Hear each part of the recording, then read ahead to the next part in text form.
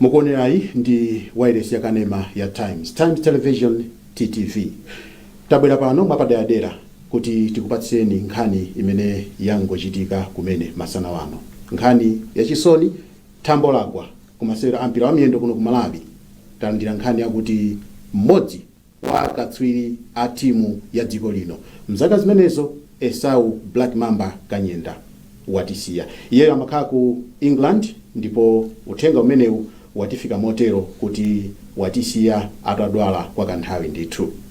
Ndi masana ano muli ndine Ronald Mpaso, tufuna kuti tifotokoze bwino lomwe za moyo wake wa malemu Esau Black Mamba Kanyenda. Ndili ndi akuluakulu awiri amene mpira wa Malawi autsata kwa nthawi yayitali. Ndili ndi editor in chief wapano pa Times Group Pilirani Kachinziri, komanso Peterkins Kayira, board member wa Football Legends Association, nayenso katswiri wa timu ya Malawi masiku ameneyo. Tifotokoze bwino lomwe za moyo wake wa malemu Esau Black Mamba Kanyenda. Mwina tiyambe ndi Pilirani Kachinziri. Pilirani, nkhani ndi imene tayilandira yomvetsa chisoni aliyense yamukhudza. Iwe mwina nkhani yakumwalira kwa Esau Kanyenda wayilandira motani? Ndi nkhani yomvetsa chisoni kwambiri Ronald. Kutengera kuti anyamata amenewa Esau Kanyenda, Peter Mponda, Gulachina Moses Chavula, Robert Ngambi ndi anyamata ambiri oti anayamba mpira mwina nthawi imene ife tinali kale ma sports journalists, nthawi imeneyo tili ma sports reporters. Nde tukhanga titakulirana, takhati kwaona ndithu akukula, takhati kwapanga cover ma tournament osiyanasiyana, takhati kwaona ndithu success yawo kumbali ya mpira komanso mwina mwache personal success, takhati kwatsatira bwinobwino. Nde nkhani zinamveka ngati dzulo, koma dzulo I think maybe it was misreported by certain media outlets kunazo tu wamwalira. Koma the fact of the matter imene timadziwa ndizo kuti munthu uyu wakhala sakupeza bwino. Kunali nkhani zonse kuti amadwala matenda amene wandithu a Khansa inampanga affect liver, zimene zotimamva kuti akudwala. Up until no lero chakumasana pamene pono the family members apanga confirm ndi Times kunazoti ayi Esau Kanyenda watisiya. Koma no ndi player unazo kuti anali ndithu player wabwino, player wa machawi pa mpira, anali ndi physique yabwino, ndi player yokuti after a long time mwina mwache ngati after Gulula and Lawrence Wire nthawi chati mpira wawo wathu pa japo sinapezepo top striker ku the Flames ngati Esau Kanyenda mpaka na nthawi imene no anazabwerano pa scene ndipeza tu apakidwa identify ndi makamaka ndi Kim's principle ndamene antenga ndikumusiya mu senior national team antinaona kuti mpira wa Malawi ndithu unasintha nthawi imeneja iyeyo akuponya mpira umene Esau Kanyenda. Mwina mwake sanapite kwambiri ndi mbiri yake yeyo mwina mwache Peterkins muli bwanji? Ndili bwino muli bwanji? Tili bwino. Kuchokera ku Football Legends Association FLA, yeah, ngati board member, yeah. Ku FLA nkhani imene mwayilandira bwanji? Timamvanso kuti he was also one of the legends mdziko muno. It is sad kuti Esau Kanyenda is gone. Monga mene wanenera Pilirani, for the crop of players after us, timu imene ichai, if we were to choose strikers that I could rate akhoza kusewera mtimu yathu was Esau Kanyenda. He was kuti masiku aino aja akanakhoza kukhala mu timu yanu ya nthawi imene ija ya 1988 inatenga chikho cha Eastern Central kusewera many anali because he had the qualities of all the strikers amene timafuna.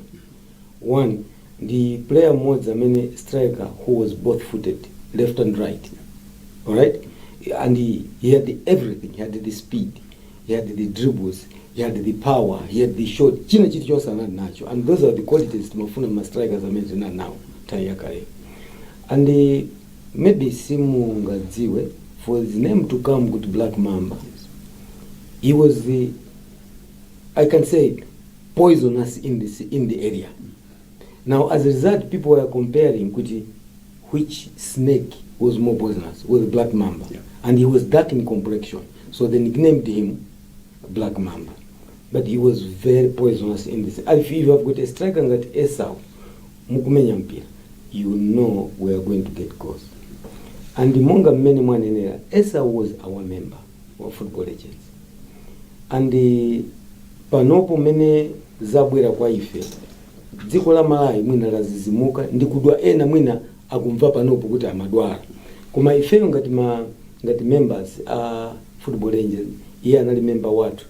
We got the information kuti Esau sali bwino kwenikweni, mchita diagnosed with the cancer soon after our AGM. Yes. But you know, nkhani ya matenda, you don't just publicize things kuti mwakuti. So we kept on in-house as the senior board, we kept on praying for him to say kuti mzatu and timachita check, we were getting feedback until yesterday morning, ndipamene kumabwera message kuti this time now is extremely bad kuti panopo he can't speak. All right? Zavuta ndithu kwambiri kuti we are hoping kuti mwina akhala bwino because was on the machine. Okay? So zinthu ngati zimene zozo ndi zinthu zoti ngakhale ifeyo patoka tikudandaula kuti aloza mzathu mmodzi. Chabwino. Mwina Pilirani, tibwere ku chiyambi cha Esau Kanyenda. Ni munthu woti takhati umuona akuchokera musu ma under mwina under 17, under 20, nthaya Manfred Hona ija nkumamuona kuti apa tikuumba player, tikuumba osewera oti tikozodza mudalira mtsogolo muno. Woti he went all the way mpaka kuithandiza Malawi mu chikho cha Kosafa komanso ma qualifiers Africa Cup of Nations. Mwina titati timutengere ku chiyambi Esau Kanyenda. Chiyambi china chotani? Okay, tikozonazo kuti tikamati discipline ndiyofunika mu football kapena masewera ina ali wonse olimbisa thupi. Kanyenda tikozomuka kuti nde typical example. Chifukwa ndikukumbukira ma late 90s, should be 97, 97 especially, inali game ya Africa Cup of Nations ma qualifiers under 17. Game imene Malawi inakaluza 4-0 ku Lusaka. Ndinkuti Manfred Hona atangobwera chakumene. Inakaluza 4-0 ku Lusaka. From Lusaka kunali return leg paka Musu Stadium. Game imene yoyo ndipo mene ndinayamba kuona kuti apa pali mwana wodziwa mpira. Chifukwa Esau Kanyenda he single-handedly destroyed the defense ya Zambia. And Malawi game imene yo tinawina 3-0. Esau Kanyenda battle. The game nearly went kuma penalties. Komano tinali ndi player winner amene anazamulowesa as a substitute Panje Munthali. Panje Munthali missed a sitter. Atampanga lay through Esau in front of the goal. Anapanga miss sitter and Honda anakanda muto. Yes.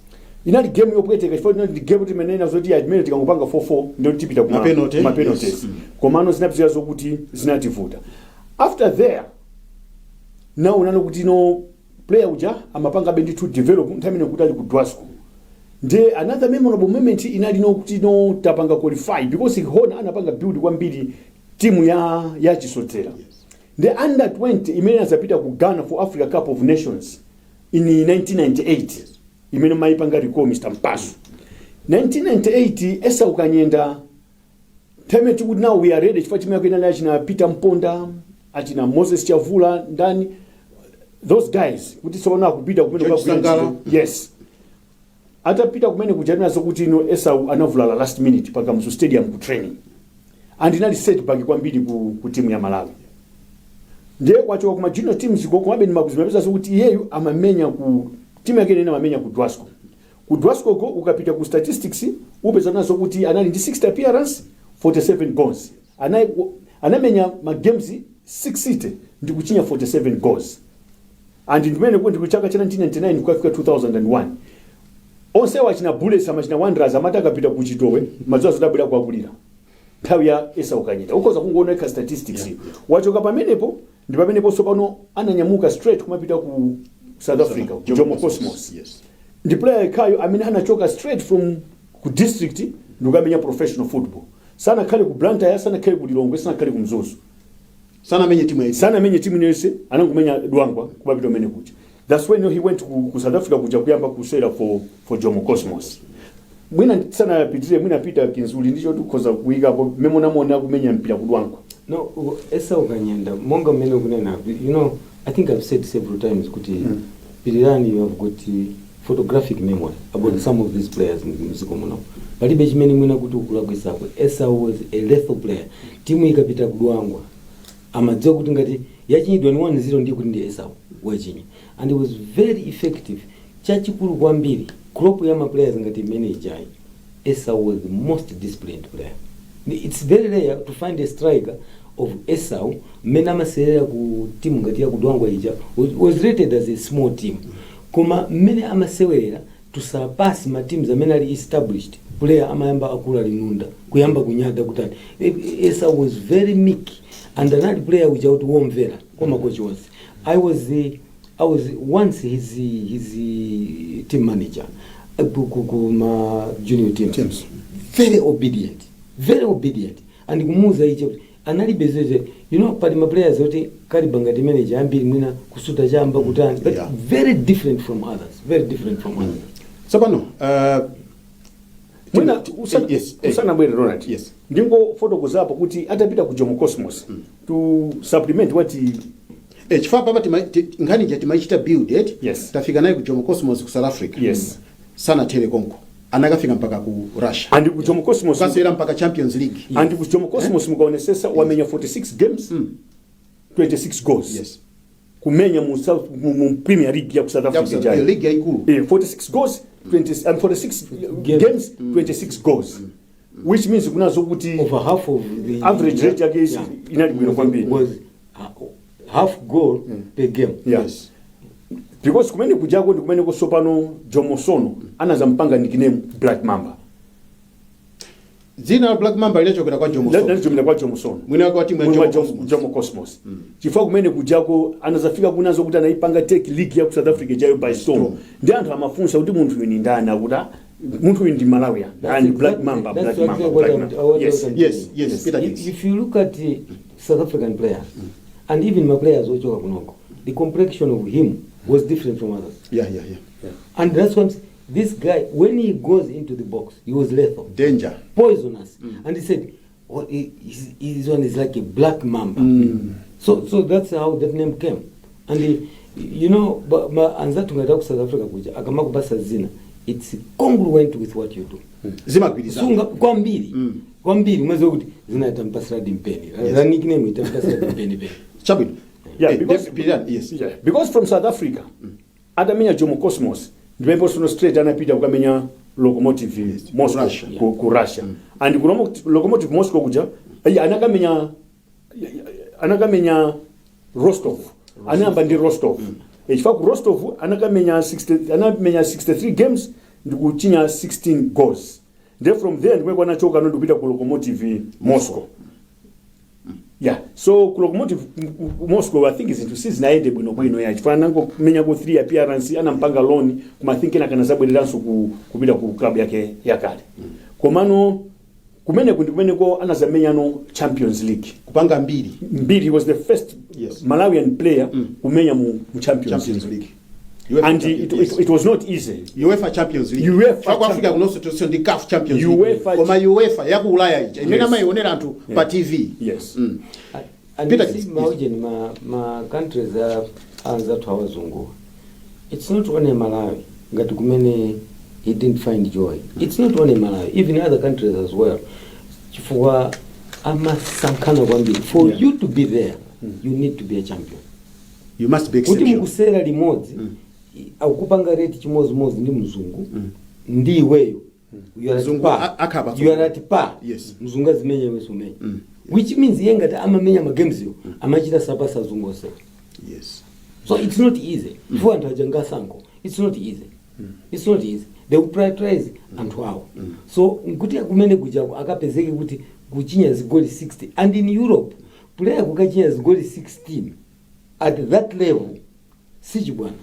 Check even today mutenge Premier League pano ndi angati anizigoli zokwana 60 and ukaonesesa Ronald kuti uone kuti azoti I think atapita di ukuku china chake chinavuta ku Lokomotive Moscow ndiko kuti anamenya 3 games sana chinye chigoli koma anabwereranso kuchani ku Rostov anapita ku Rostov in 2006-2007 akuza zokuti anakamenya 44 games scoring 10 goals, Imagine. which means kunazo ukuku there was something, Yes. there was a Chilipo problem. chimachitika. Komanso atachoka kumene koko anazapita ku Kamazi 2008 to 2010 Yeah. ku Kamazi kuja anamenya 44 games scoring 21 goals. Ndoka yona record yake yakachinjwa zigoli zikuona zokuti anali player wabwino kwambiri because Russia is one of the difficult places to play.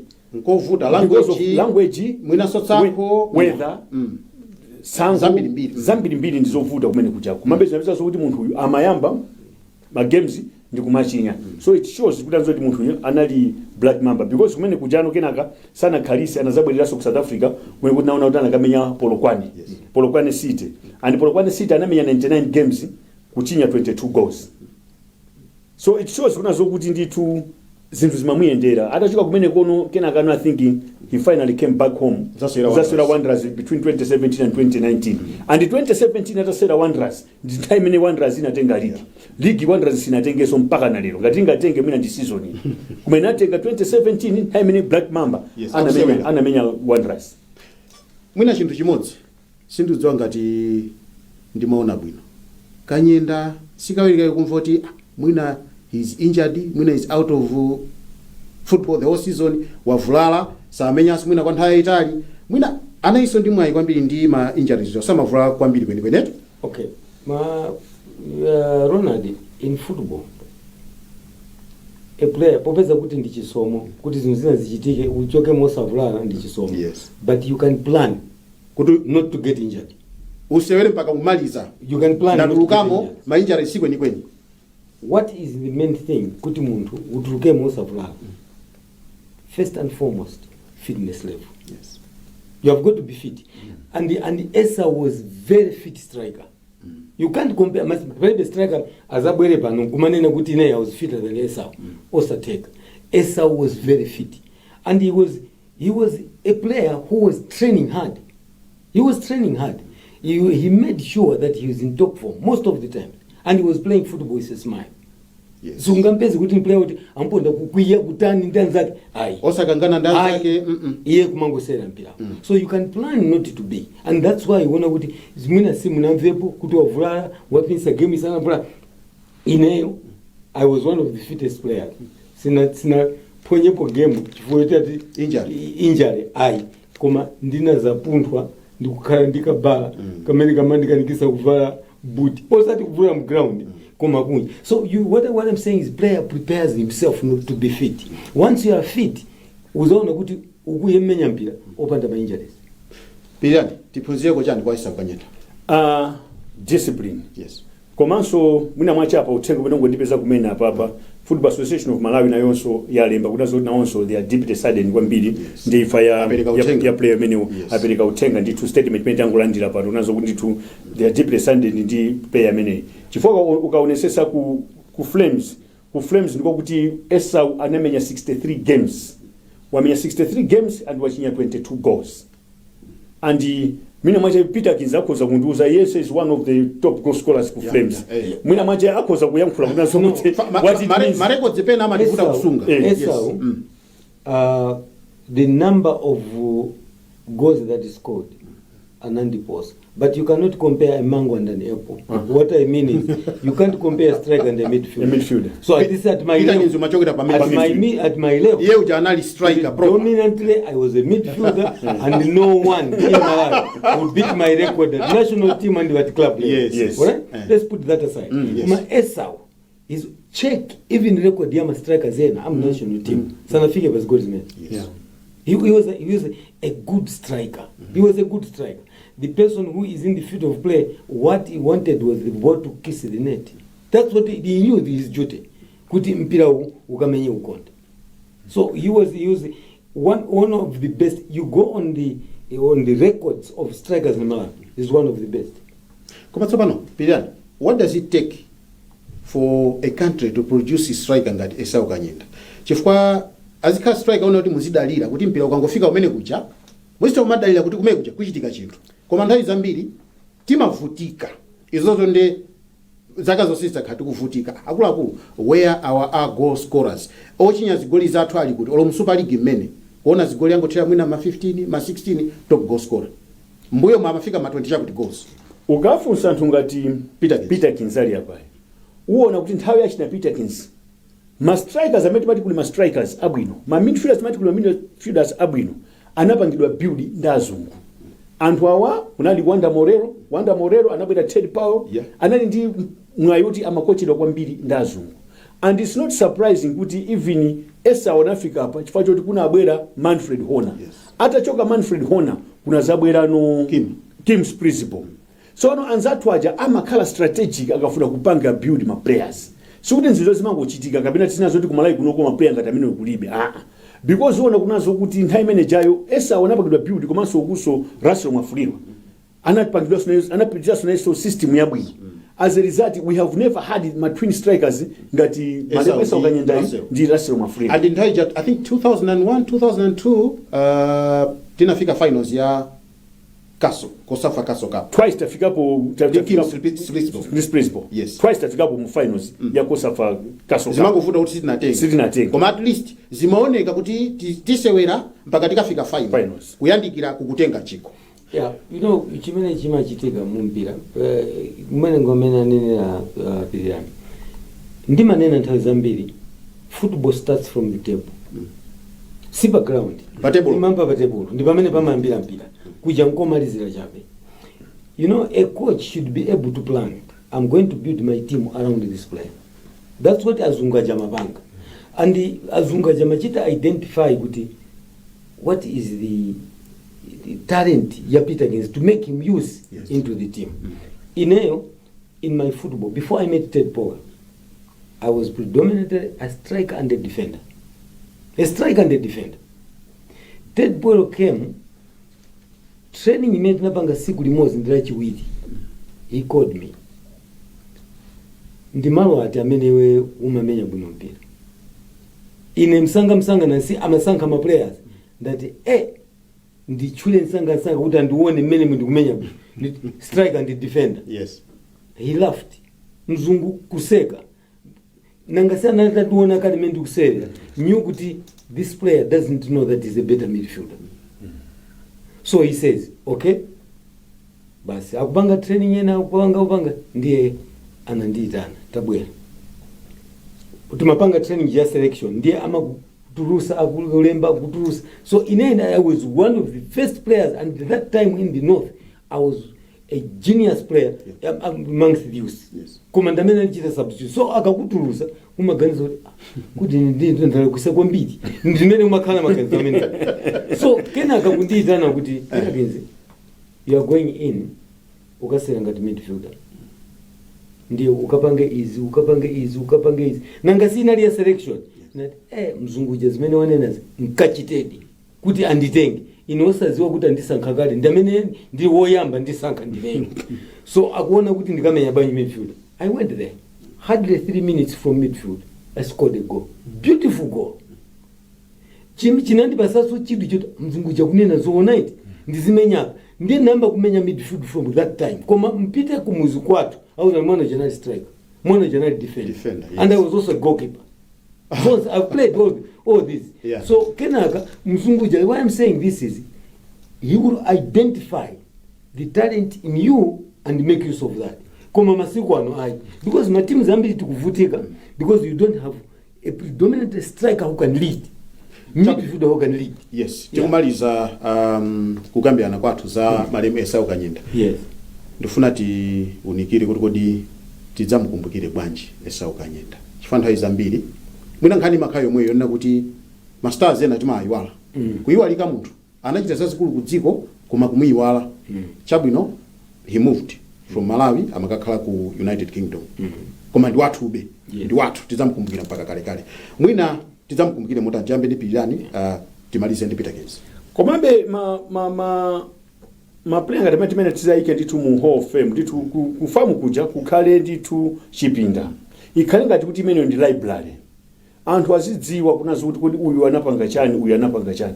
Anthu amene tilipo tikhoza kulemba mbiri za anthu amene watilipo. Chifukwa ndi anthu kuti aona akuyamba mpira mpaka na kumapita kumapeto amoyo wawo. Yes. Yeah. Koma ni ma players onse kuti kwena ndithu tizikhenga tikhale ngati ndithu ndi museum yabwinobwino yomakumbukira maplayer amenewa komanso ngati pali mpata wokunazo kuti mwina mwake pali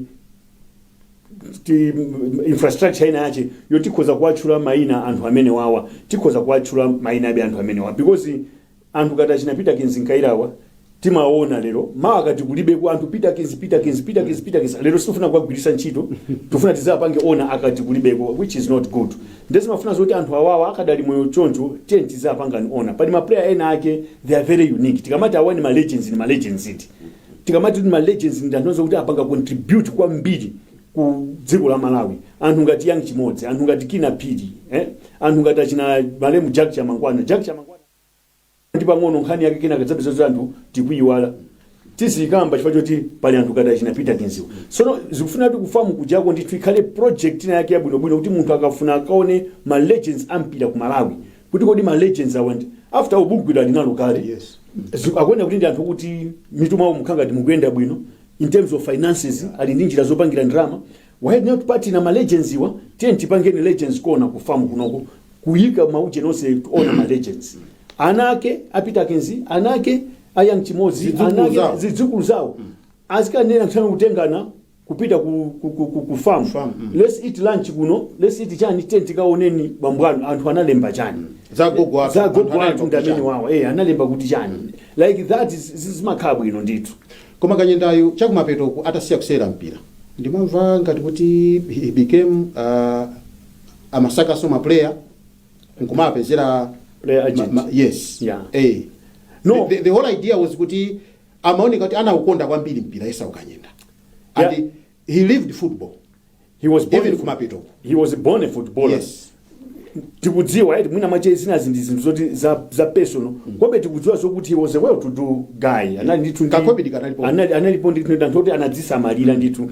sanali ma legends oti kamati ma legends mwina kuti zingoona kumwango sitwa chamba ali mu street ni ma legends okuti ali ma legends oti anali ndichochita so I think pena pacheso ma player masiku anowa akwenda kuti azionanso kuti kodi anzathu wa moyo wawo umaenda bwanji kodi tikati Kayira Peterkins Kayira chifukwa ana masiku anu amwina mwacha anthu wasana aone yes sana they have never seen them play if actually we are lucky kuti we have seen them play tinaonera 1988 akutenga Eastern Central Africa Single Challenge Cup November 1988 pa stadium Pakamzu stadium koma mwina ena abada ma 2000 sakudziwa amango aona ngati basi koda awa matakayira ndendaniso koma so even in terms of skill you find kuti ma players hapa nopowa ndi gula ina Kina Pidi ni mauza nyamato mumu alikutali kwambiri za Kina Pidi kuti Kina Pidi sanali munthu yes the four-legged wizard yes ola amucheche kwa makwawa ni miendo ndi manja ni miendo mpaka napeze chigoli akamani yazo kuti Kayira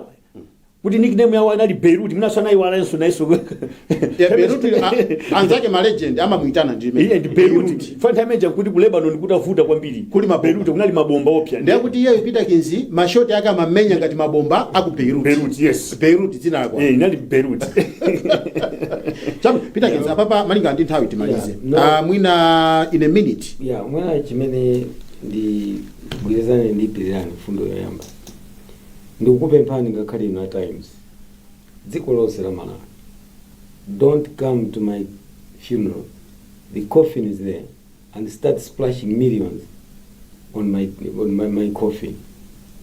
I need you to talk about me now. All right? What I'm saying is, you mentioned people like Jack Chamango and like what? Azukulu watu, they should be looking at us now. Could these people did this? Post Chedo hapa, if you got my legends, we will initiate to have a Hall of Fame. South Africa has. Yes. And they were awarding their stars posthumously about 3 weeks ago. Yes. In South Africa. Okay? Muntanamali Akaringati Jack Chamangwan. We can put in there, as you are saying, honor him. So what we are trying to say is, if you have moyo, that's when we need you people to talk about us. Musa degree titafa, there you come with flowery speeches. Peterkins we don't want that kind of a thing. That's why we have got this legend. Yes. So Esau Kukumbukira, as he's saying, as one of the best strikers Malawi ever produced. He's one of the best. And you cannot mention Malawi my strikers who can do 5 Esau Musana Mchule because of what he did. So tipeleke ulemu kwa mzatu amene ife ngati ma legends he was one of our members. And we are going to produce a statement condoling Esau. Just yes, in 30 seconds. Yes, Pilirani. Malemu Jack Chamangwana, kuna bwera Simba kuzamenya this Champions League. Champions League, yes, Super Super Strike. Anachitisa manyana. Look, zimezana panga Simba. Anapocha Simba if you haven't done it. Anachoka kupita mpaka nakapeza ni mkazi wache kumpasa mphatso kupanga But check kusimba anakhala zaka zingati and kunoko anakhala zaka zingati. You get to the point. And wapanga contribute chani kumalaiko. You see? So anyamata ma players that But young Africans. I mean young Africans, yes. not Simba, it's young Africans, sorry. Yes. Yeah, it's young Africans. So zofuna zo nditu anthu wati nafenso tizapanga ona nditu akadali moyo tima project zo nditu paka chikazo chitika, let's involve them, let's show respect to them. Yeah, kuchokera kuno ku Times Television, TTV Komanso Times Group yonse tikutero kuti mzimu wa malemu Esau Black Mamba Kanyenda uuse mumtendere. Masana wano munayi ndine Ronald Mpaso komanso ndinayi ndi editor in chief wa Times Group Pilirani Kachinziri pakatipa komanso kumapeto uko Peterkins Kayira Beirut amene ali board member wa Football Legends Association.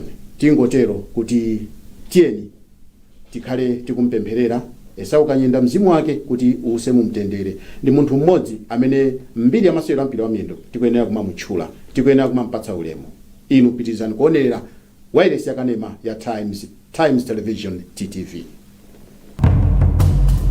Thank you very much.